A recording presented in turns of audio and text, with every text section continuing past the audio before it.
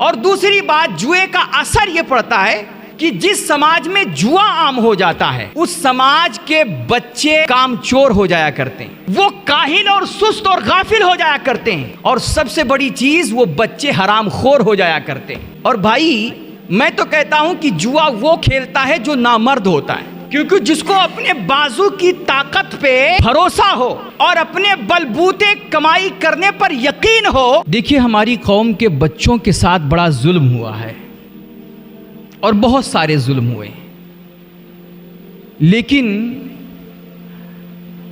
हमारे कौम के बच्चों पे एक बहुत बड़ा जुल्म जो निहायत खामोशी के साथ हो रहा है वो ये कि हमारे बच्चों को आज जुए और शराब का आदी बनाया जा रहा है।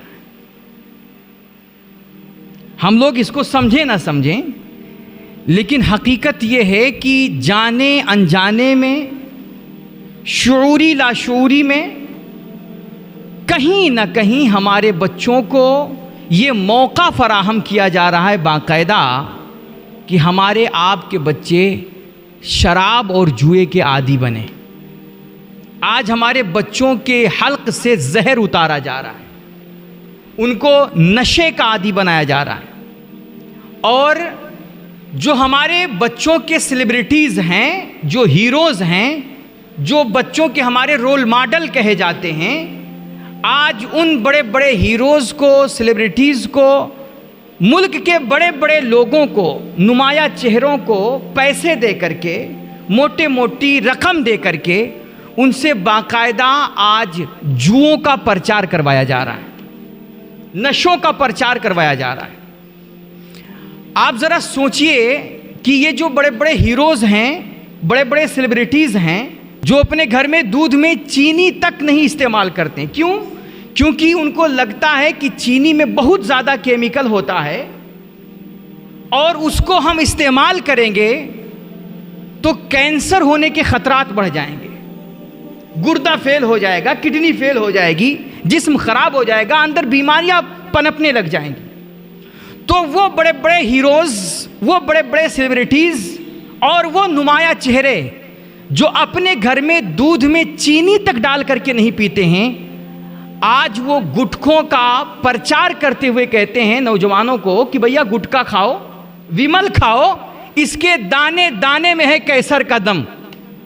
ये बाकायदा ऐड चलता है, ये बाकायदा उसका खुलेआम प्रचार हो रहा है।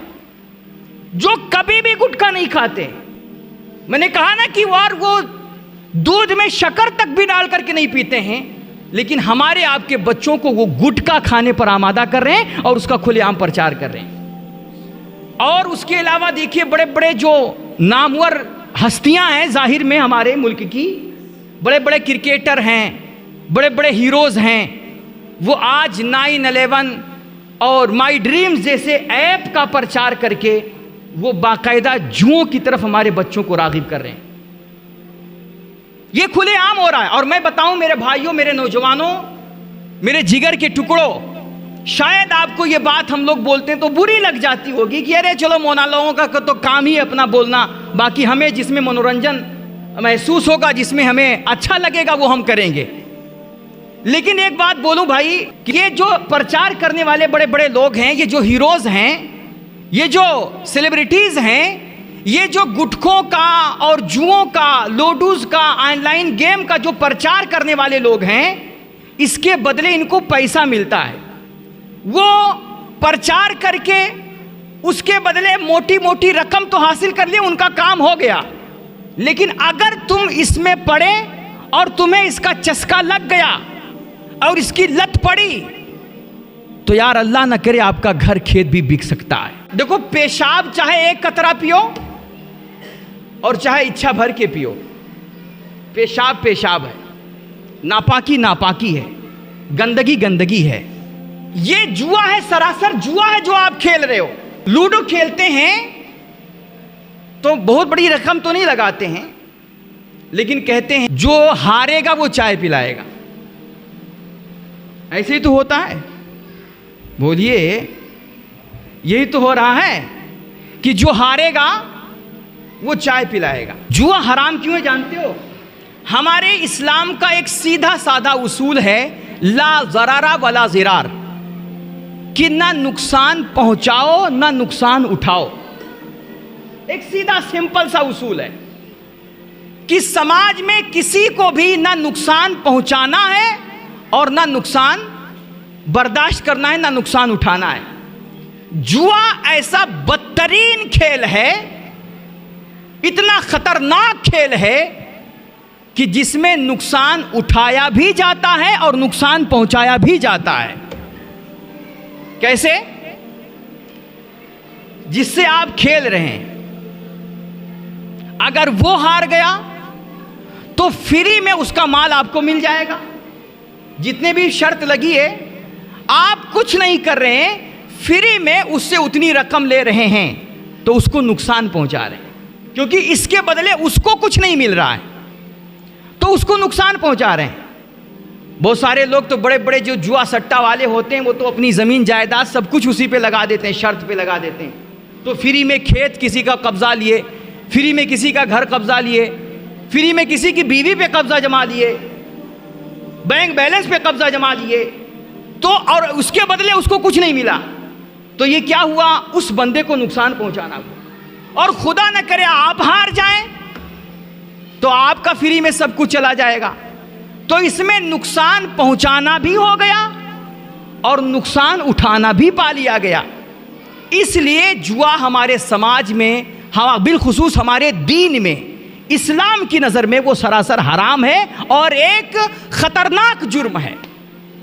और दूसरी बात, जुए का असर ये पड़ता है हमारे समाज पे कि जिस समाज में जुआ आम हो जाता है, उस समाज के बच्चे कामचोर हो जाया करते हैं, मेहनत की इच्छा खत्म हो जाती है, वो काहिल और सुस्त और गाफिल हो जाया करते हैं, और सबसे बड़ी चीज वो बच्चे हराम खोर हो जाया करते हैं। उनको हराम खाने की आदत पड़ जाती है और उस समाज से नरमी, मोहब्बत, प्यार, खुलूस, ईसार और कुर्बानी का जज्बा खत्म हो जाता है, ईमानदारी का जज्बा खत्म हो जाता है।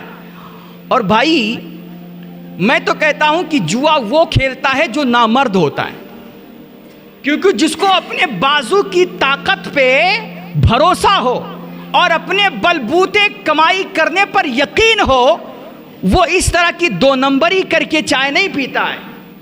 वो दो नंबरी करके, जुआ खेल करके और इनको उनके साथ चीटिंग बाजी करके चाय नहीं पीता है।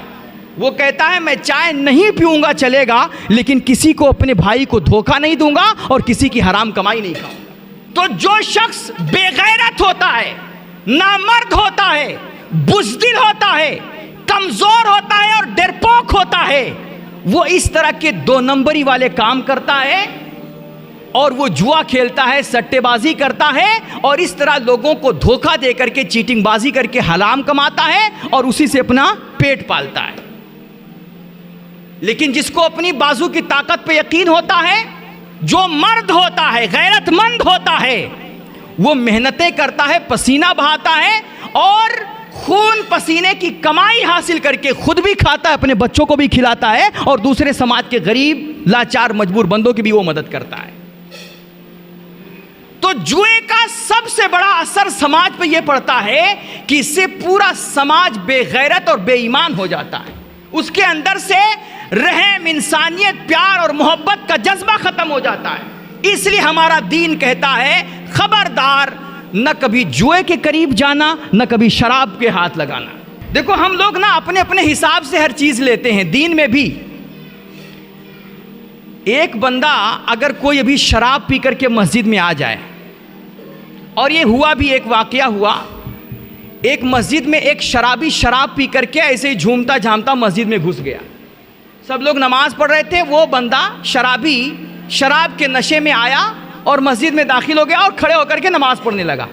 अब हाजी साहब भी नाराज़ हैं, नमाजी साहब भी नाराज़ हैं, मौलाना साहब भी नाराज़ हैं, एकदम से आग बगूला हुए जा रहे हैं। इसकी इतनी हिम्मत, शराब पी के मस्जिद में आ गया, इतना गुस्ताख है, इतना बेअदब है। एकदम से सबके पारे हाई होने जा रहे, दिमाग चढ़ा जा रहा है। कि इसकी हिम्मत की शराब पी के मस्जिद में आ गया। सबने उसको धक्का दिया और मार करके डांट करके मस्जिद से बाहर निकाला। शराबी मस्जिद से बाहर जब गया ना, तो उसने सारे लोगों को देखा कि सब लोग हमें मार रहे हैं, धुतकार रहे हैं, भगा रहे हैं। तो उसने पूछा हमें मारा क्यों जा रहा है? तुम भी मुसलमान, हम भी मुसलमान, तुम भी कलमा पढ़ते हो, हम भी कलमा पढ़ते हैं, और तुम भी नमाज पढ़ने आओ, मैं भी नमाज पढ़ने आया हूं, तुमको कोई नहीं मार रहा है, हमें क्यों मारा जा रहा है? तो लोगों ने बताया तुझे शर्म नहीं आती, शराब पी करके मस्जिद में आ गया। तो वो शराबी कहे कहे मार करके, ठट्ठे मार करके हंसा। उसने कहा हाजी साहब ज़रा इधर आइए, और उनके जेब से एक मोटी गड्डी निकाली। कहा दो दो बेटे सरासर हराम की कमाई कर रहे हैं और जेब में सारी गड्डी हराम की पड़ी हुई है, तुम हराम की गड्डी लेकर के मस्जिद में आ सकते हो, हम शराब पी के मस्जिद में नहीं आ सकते। तुम क्या समझते हो कि सिर्फ शराब पीना ही गुनाह है और हराम कमाना, हराम खाना ये गुनाह नहीं है? तुम क्या समझते हो कि सिर्फ शराब पीना ही गुनाह है और गीबत करना, चुगली करना और किसी के साथ दो नंबरी करना, किसी का हक मारना ये गुनाह नहीं है? और तुम क्या समझते हो सिर्फ खिंजीर खाना ही गुनाह है और किसी का हक खाना गुनाह नहीं है? आज हम लोगों का भी यही मिजाज है कि सिर्फ खिंजीर का नाम ले लो, अरे तोबा तोबा, 40 दिन तक तो तुम्हारी जबान नापाक रहेगी। और अभी हो सकता है बहुत सारे लोगों के जहन में आ रहा हो कि मौलाना तो मस्जिद में मिंबर पे बैठ करके खिंजीर खिंजीर कर रहे हैं, और खिंजीर से तुम्हें इतनी नफरत। सुनो, अगर खिंजीर से तुम्हें नफरत है तो हजरत अब्दुल्ला इब्ने अमर की रिवायत है, ये मुसन्नफ इब्ने शैबा, बहुत बड़ी हदीस की किताब है, उसमें ये रिवायत आई है। हजरत अब्दुल्ला इब्ने अमर कहते हैं कि जो जुआ खेलने वाला बंदा होता है, जब वो जुए की कोई रकम अपने हल्क से उतारता है, गोया वो खिंजीर का गोश्त खा रहा होता है। हमें आपको तौबा करना चाहिए, शर्म आनी चाहिए। एक पैसा भी हराम का हमारे हल्क से नहीं उतरना चाहिए। आप देखो, अभी देखिए, अब देखो ये जुमा है ना, देखो हमारे भैया आ गए हैं माशाल्लाह, कितने अहम काम में बिजी रही होंगे, जबकि इससे पहले मैंने जुमा की कितनी अहमतें बताई हैं। ये बेचारे घंटों घंटों बैठ करके लूडो खेलेंगे, लेकिन जुमा के लिए जुमा से पहले तैयार होने की इनके पास फुर्सत नहीं है। एक एक घंटा, दो दो घंटा। और सुनो, मैंने कहा ना, जो मैंने कुरान की आयत पढ़ी है कि जुआ और शराब ये शैतान के ऐसे दो हथियार हैं जिससे शैतान की मंशा यह है कि वो पूरे समाज को आपस में लड़ा करके भाई भाई को दुश्मन बना दे। और अभी आज मैं सुन रहा था, हमारे बच्चे सब जुआ खेल रहे थे, लूडो खेल रहे थे, और लूडो खेल करके वो आपस में लड़ाई कर रहे थे कि बे चाय नहीं पिलानी, ना पिला, लेकिन बेईमानी क्यों कर रहा है, क्या कह रहे थे, और माँ बहन की गालियां दे रहे थे। वो उनको साला माला बोल रहा है, उसको साला माला बोल रहा है, और कह रहा है ठीक है नहीं पिलाना है ना पिला, लेकिन बेईमानी कर रहा है। अबे सरासर बेईमान तो तू खुद ही है कि जो जुआ खेल रहा है, जुआ खेले और उसमें ईमानदारी दिखाए। जुए में भी ईमानदारी होती है क्या? पूरा पूरा सरासर गुनाह कर रहा है और उसमें भी ईमानदारी और बेईमानी की बात कर रहा है। खुदा के वास्ते अपनी अकल को हाथ मारो यार। मेरे भाइयों, बुरा नहीं मानने का, ये आपकी भलाई के लिए बोल रहा हूं। आखिरत आपकी तबाह हो जाएगी, जिंदगी आपकी बर्बाद हो जाएगी।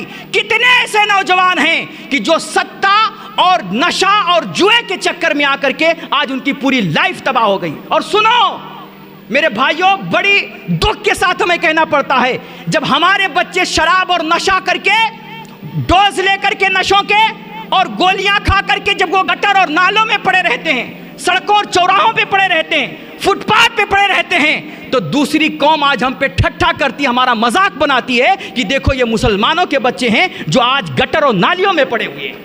लेकिन हमें आपको होश नहीं, बस थोड़ा मजा आता है, मनोरंजन करना है, इसलिए जो कुछ भी हमें कर सकते हैं हम कर जाएंगे। ना अल्लाह का रसूल का डर, ना रब रसूल का कोई खौफ। और हद तो वो होती है ना कि हम लोगों के सामने ऐसे बैठे रहते हैं, शर्म इतनी मर गई है, गैरत इस तरह खत्म हो गई है कि वहीं पास से गुजर जाओ, ये सर उठा करके देख करके बल्कि वहां से उठने को भी तैयार नहीं होते। हद होती है बेशर्मी की।